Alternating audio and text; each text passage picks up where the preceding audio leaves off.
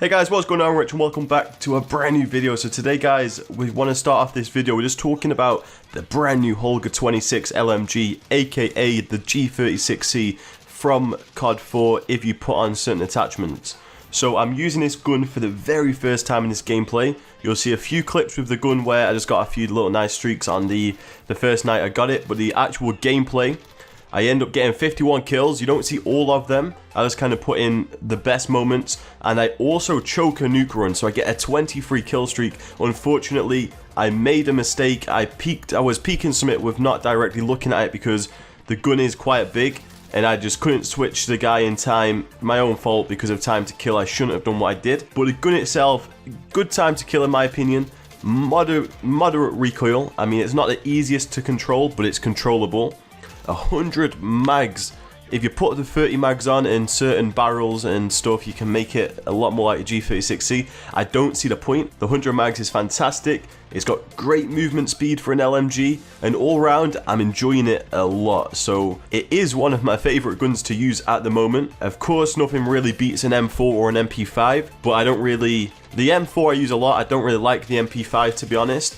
I feel like Modern Warfare is such a weird game because when you're in a gunfight, I almost feel like if I don't shoot the guy, I'm going to die. But if I do shoot him, I'm just going to help him recoil to my head anyway and die quicker. So it's a bit of a weird game at the moment for me. I'm very cynical about it. I absolutely love the Call of Duty franchise. I love everything about Call of Duty. I'm struggling to stay motivated at times with this COD. I mean, it is what it is. I'm hoping these improvements come in. And let's talk about Season 1. Because this is a fantastic step forward to making this year's COD a game changer in the franchise, which is awesome to see. So let's talk about the brand new Battle Pass. So that came into addition for Season 1. So the new additions we got was a Battle Pass, we got new maps, new game modes, and new weapons. The new weapons are courtesy of the Battle Pass. You'll unlock them at certain levels. I believe it's level 14 and level 28. You'll also get a lot of other camos.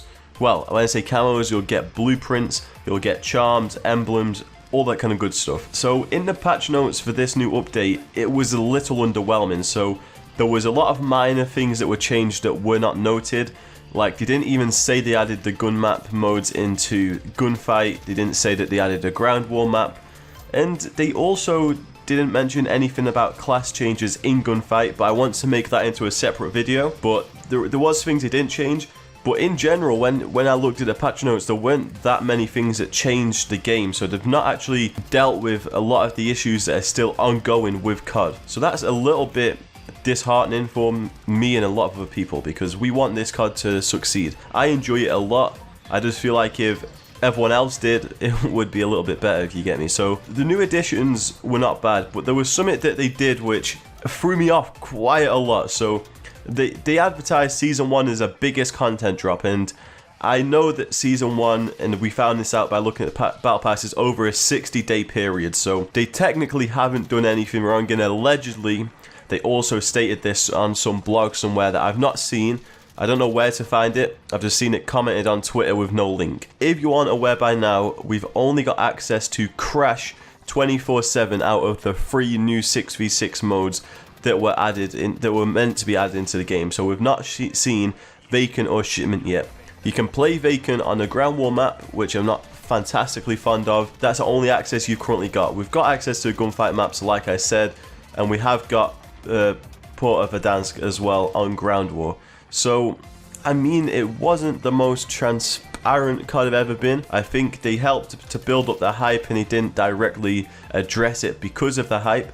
I understand why they're doing it, but if they're going to drag out 2 new maps over 60 days, so we might not even see Shipment or Vacant for another month or 3 weeks, that's going to be bitterly disappointing for me, because I felt like if we had a game mode that had Shoot House, Crash, Vacant, Shipment, that could have helped the game a little bit, to be honest. And I mean, they added Gunrunner and Ramazar to 10v10. Them two play decently. Gunrunner is better on 10v10 than Ramazar is, but just because Ramazar's got a bit of annoying kind of places to hide. But all in all, pretty enjoyable. I'm happy with them changes. Another thing I want to talk about with this new Battle Pass, they reset everyone's ranks back to 56, and then they've implemented 100 new challenges in the officer progression ranks. I understand why they've done it like that, because what COD are trying to do this year, if you've not figured it out by now, is they're trying to keep you attentive, they're trying to keep you focused on the game by unlocking things, by doing challenges. So the reason why they haven't just let us carry on ranking up all the way to 1,000 straight away like on Black Ops 4 was because then there would be no sense in the officer progression. So even you could say like, oh well, you could just unlock them every 100 ranks and that wouldn't fall in line with the battle pass, would it? So for every 100 levels you need to rank up to unlock them challenges. If they give them you all 100 at once, it means you could kind of say one was take down 20 UAVs, another one was take down 20 kill streaks with cold-blooded. Them two co-align.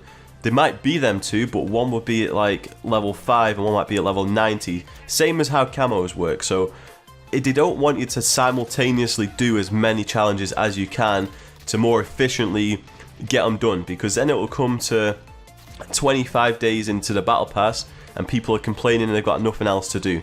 And that's also why the battle pass is ranking up fairly slow in my opinion. I mean, it's not actually too bad because I've not really played that much reflecting onto it, but the battle pass is ranking up pretty slow as well.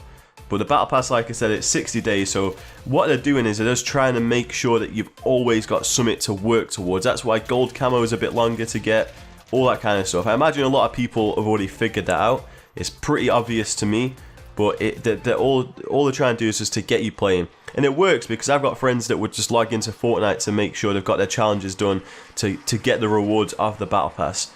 I don't know if blueprints are the right thing to do. I think blueprints are pretty much pointless. I believe that just camos would be better, to be honest, because I'm fairly sure with blueprints that if you put other attachments onto it that are not already pre-selected, it might ruin the look of the gun. Don't quote me on that. That might be what it does though. However, guys, that's just that's what I want to talk about Season 1. My review of it is decent enough. It could have been better, it could have been worse, so I'm pretty happy with it. They've tried to adopt a lot of things from Fortnite, and why wouldn't they? Because it is the most successful game in years. But guys, let me know what you think of the Battle Pass in the comments.